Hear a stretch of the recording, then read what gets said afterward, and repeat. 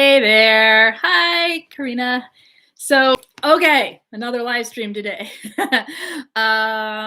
Wanted to just talk real quick about signs of being trauma bonded. What are the signs of being trauma bonded? What are some of the signs and what's that like for a person? So this is to kind of help. We have a lot of videos out here about what trauma bonds are, but sometimes it's easier to understand what's going on with you if we can talk about oops, I hid something. I'm sorry, I just hid your comment, Ellen. I didn't mean to. If sometimes it's easier to know what's going on with yourself if you can hear the signs that might be going on for you. So let's talk about that real quick. Signs of being trauma bonded. Number one thing, I'm not going to number them, I'm just going to talk. One thing that happens is a person will start justifying the things that are happening within the relationship to themselves. So they, and the person is always gaslighting me, or they're giving me the silent treatment, but I know they've had a hard childhood and they shut down when they're upset.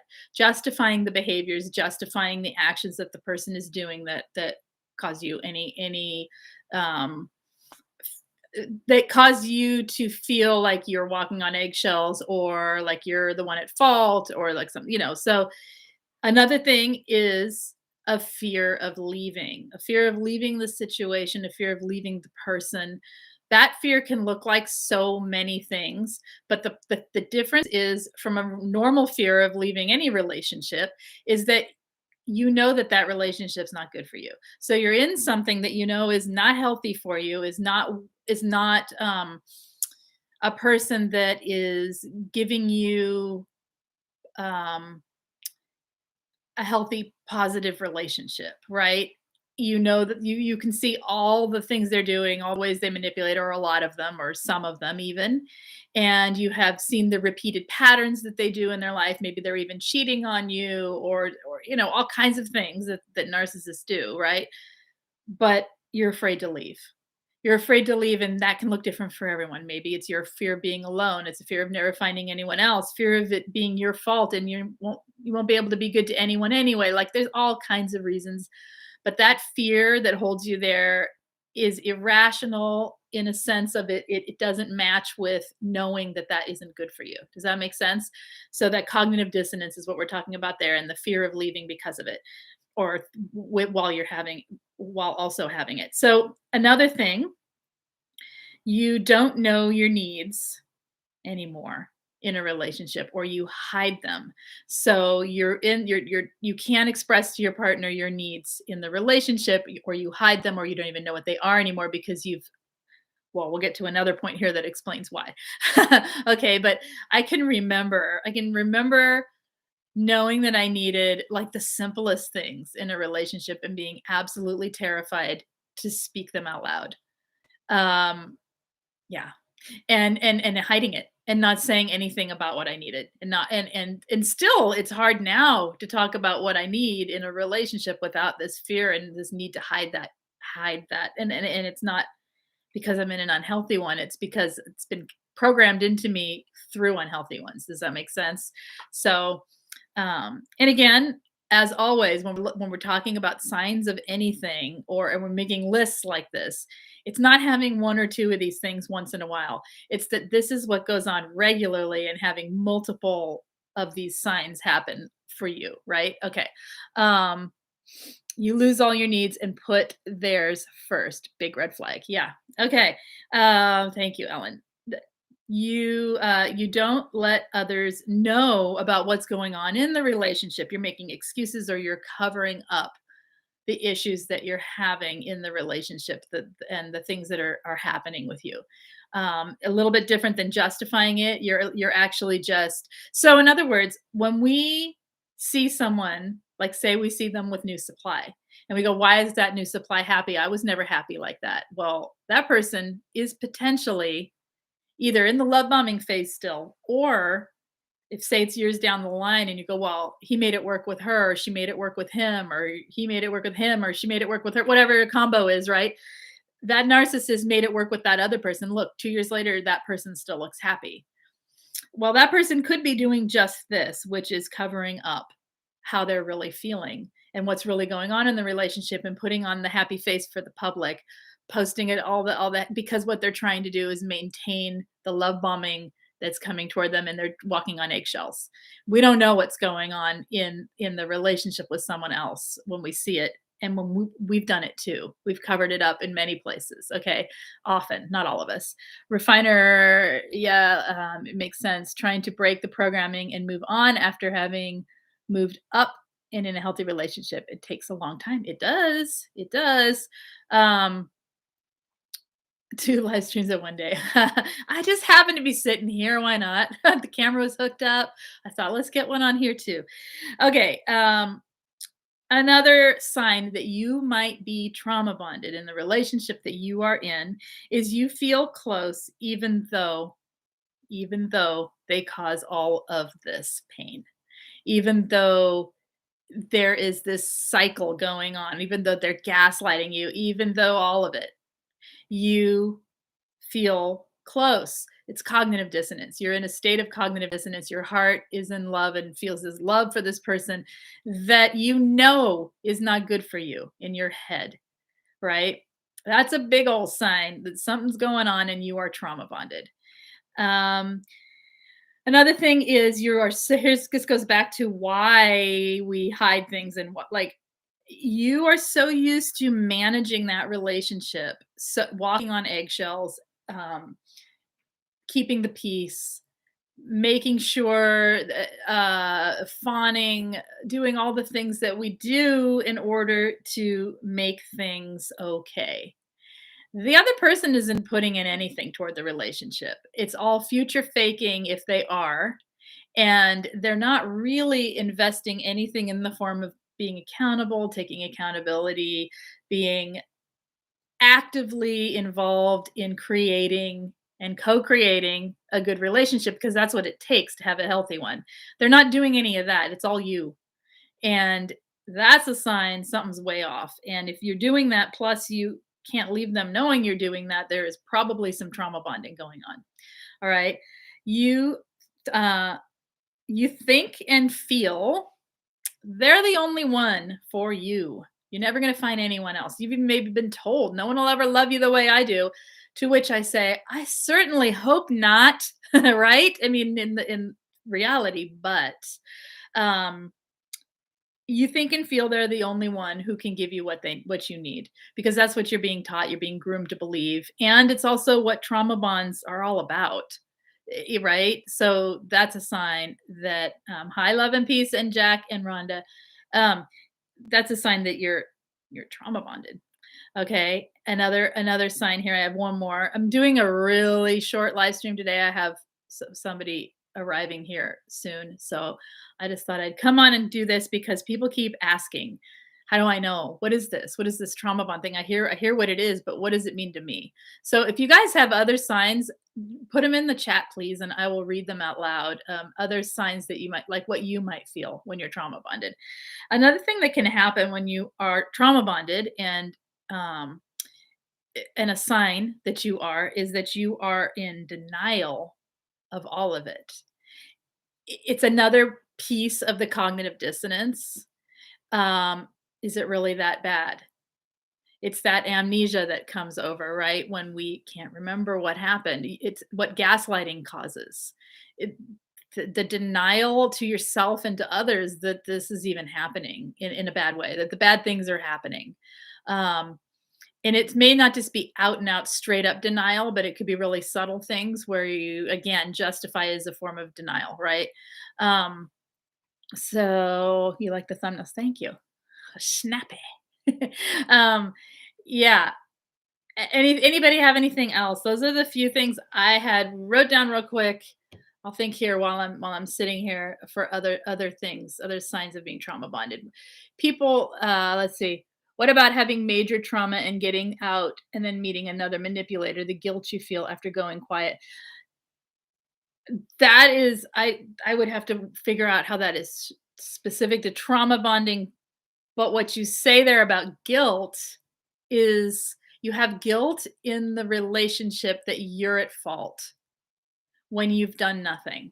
You've been gaslit so badly that you're actually believing that you're the problem.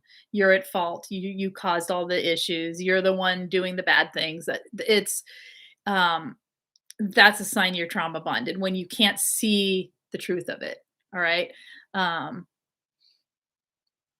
yeah, it's always trust your gut instincts when you finally realize you were not wrong. That's right. Um, we would defend and protect the abuser. Yes. We would defend and attack and protect the narcissist. Uh-huh. And it's hard to admit we do it, isn't it? That's a hard one to admit, but it happens a lot. Um, isolation, waiting for them. Right, waiting around for them to turn up the hope we have for something that proves itself over and over again, proves themselves over and over again to not be willing to change. We stand when we hold out for hope, we hold out for waiting, we wait and wait and hope for them to make a change they're never going to make. And in fact, they prove over and over again they're not even willing to try to make and that they can't make. And we spend a heck of a lot of time, we waste a heck of a lot of our life waiting around for that change because we're trauma bonded, but it's a sign that we are, right? Um, we pretend to be happy for the pictures. Yes, that's kind of what I described in how it can look like. I described it as new supply. Like when a lot of times people say, "How come they could make it work with that person? Look at their picture; they look happy. Look at they're on this fabulous vacation and they look happy." Well, you look happy. Think about it. We look happy for the pictures. And when you see photos of people with their narcissists and you see like the before and after, sometimes people will post a picture of themselves. They're smiling and they look happy until you really know them and you see what true happiness looks like on them. And like, because I don't think any of the photos of me look incredibly unhappy, right? But I can see the lifelessness in my eyes and I can see the exhaustion on my face. But no one would know it, right? Okay. Thinking you're doing wrong thing while breaking the relationship. Yes, thinking that you're having all this doubt about leaving. Um, there should be a certain amount of consideration before leaving a relationship, right? That makes sense. Breaking any tie with anyone. You don't want to just be flippant and run away from people. But it's this overwhelming feeling of doing something wrong and breaking the relationship with someone who has repeatedly proven they are going to do manipulative things to you. So it doesn't make sense. It's illogical, but you're doing it anyway. There's a sign you're trauma bonded. Okay. Feelings of forgetting what happened. That amnesia that happens when we can't even remember what we were fighting about, can't remember what the actual bad things were. Even now it's hard to recall some of them, right? Unless I'm really into it and then I go, "Oh yeah, that's what it was." But that is a sign of trauma bonding. Begging for validation. Yes, begging for validation, fawning over someone who is manipulating you, twisting your words and gaslighting you, fawning and making it taking blame. Taking blame is another one when it's not your fault, right? Um your guys have good ones. Yes. um Waiting for them to apologize, that's another thing. Yeah. I'm seeing if there's any more here. Hi, Belle. You're welcome. Let's see. Anything else? So anything else before this is like I said, this is a super shorty. I just wanted to get this out there so that it's up there in case people are looking for information on, okay, I know what a trauma bond is, I'm being told, but what does it feel like? What are the things I should be looking for in myself? Right? Waiting for them to change. Yeah, we talked about that a little bit too. Waiting for them to change. And not only waiting for them to change, but waiting and watching and seeing that they're not and still staying and waiting longer. Oh, another good one is waiting for the last straw. A lot of people do this. There's a confusion. You just said confusion. There's a confusion that happens where it feels like you're just waiting for, I just need to catch them cheating. I know they are. There's all the signs. I just need to catch them. I can't leave till I catch them. Well, not only are they potentially cheating, but they're gaslighting you, they're lying to you, they're doing all the stuff, right? They're projecting, they're giving you silent treatment, they're just making you sad all the time. And through their manipulation, and yet we're waiting for that one thing, that one piece of proof, that last thing. That'll be the thing that makes it easy to leave. That'll be the thing. When it's so hard to leave that your logic isn't being heard and you're unable to move because you're emotionally so frozen in place. That's that's what trauma bonding feels like. Um, I can remember knowing all of this, right? I knew enough to do what I'm doing now with it, right? But at the same time fawning. And I can remember in my head feeling like two people. Like, what the heck am I doing? Why am I fawning? And so then I had to go, okay, I'm doing this automatically because I'm in a trauma bonded state and I got to get way the heck away from this because this is not healthy. Right? Okay. Nightmares of the relationship afterward, that is a sign that you've been traumatized, and could be part of trauma bonding as well, yeah. How long does it take to stop thinking about them all the time? It's so annoying. Cindy, that is a big question, and it's different for everybody. Going no contact, let me talk about what helps. Going no contact, letting yourself grieve, accepting that they are what they are, right? Talking it through. If you need the group coaching or coaching, it's available. It's out there. You check out the links for mine below or look wherever else you find someone that suits your needs in that regard, right? Therapy, whatever it is, talk it through. Um, that can help a lot. Um, but it can take some time. What I've seen with people, like say in group coaching, minimally about 3 months. Sorry. And that's with ongoing talking it through and work, you know what I mean? So the more active you can get in your own healing, honestly, the quicker it fades. And it's not like it's like, oh, done. It's sort of, does this roller coaster thing for a little while. And that's normal. At a certain point, some of us have to completely redirect our thoughts and make ourselves stop. Right. And it's not natural. It's more like, doing exercises in order to get strong. It's like that. It's recovery, like physical therapy for the mind and emotions.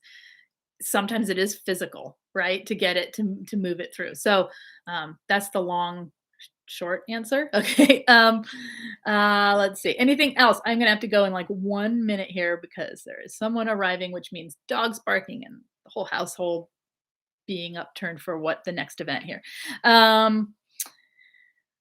Reactive abuse and then apologizing. Yes, that's another good one. Being reactive to the things that are happening to you in a way that is not the way you'd want to be acting, lashing back out and attacking and all of that back at the person who's doing it to you. And then apologizing instead of saying, whoa, that was super toxic of me and of them. And both of us together, we need to get apart. You apologize, you fawn, you make it better, right? Anything else? That you guys had some great ones here. It That's okay. You can go off topic. um, no boundaries, just a doormat, no boundaries. That's a sign you've been in something that's been pretty toxic. When you don't even know what a boundary is anymore. And if you never did, then yeah, it's healthy people appreciate other people's boundaries because then we know, like how I lump myself in there with that, because then we know that where the other person stands and we know where the relationship where you start and they end. We don't, you know. So, all right. And being a doormat is never a good thing, right? Anything else, you guys? I have a second here. Looking. Okay, you guys had some great answers there that helped fill this in to a full whopping 20 minutes, and that's awesome. Okay, when I'm away from him, I hate him. When I am with him, I remember the love. I love him, and I can't leave. And some people, it's the opposite. When they're with them, they can't stand them, and when they're away, they can only remember the good times and they go back. So, you see, it's not about the heart. This is the thing. You have to look at logic and what you want for your life. You have to look at reality and accept the person for who they are. We should be able in a relationship to accept our partner for who they are, or our parent for who they are, or our friends for who they are, whatever it is that is the toxic person in your life. We should be able to accept whoever we have in our life for just who they are. Isn't that what you want? I want someone to know who I am and accept who I am. That includes the parts of me that aren't so great. That doesn't mean they should make excuses for those parts. They should call me on them, right? And I should be willing to work and change them, or at least be open to growing, and all of the stuff that makes healthy a person have emotional intelligence, right?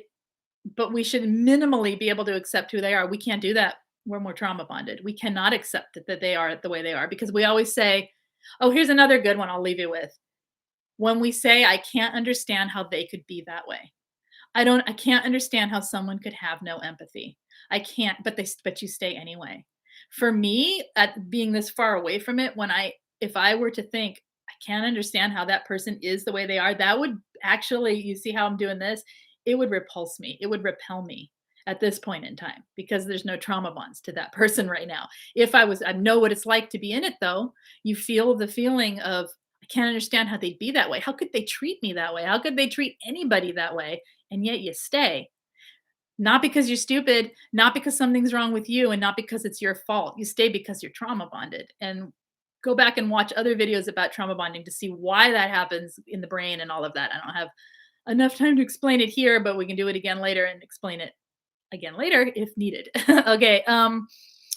Okay. Okay. All right. I'm gonna go, and I will see you guys next week. I just wanted to check in. Anybody needs any help, head over to queenbeing.com. Lots and lots and lots of information over there. Links to all sorts of our support groups, our group coaching. That's actually below as well. Our coaching, our articles, our videos. We have a lot of info. And between Angie and I, we put out a lot of videos, and between all the coaches, we have, a lot of support. So head over there if it's needed, or check out the links below if you need that. Subscribe here, hit the thumbs up. If you want texting notification of my going live, I'm trying really hard to get to those, maybe last minute, but I'm doing them. 33222 is where you send the text, and you put the word Lise Live, all one word, LISELIVE, hit send, and I will text you prior to. So that's it. I'll see you guys later. Take care. Bye-bye.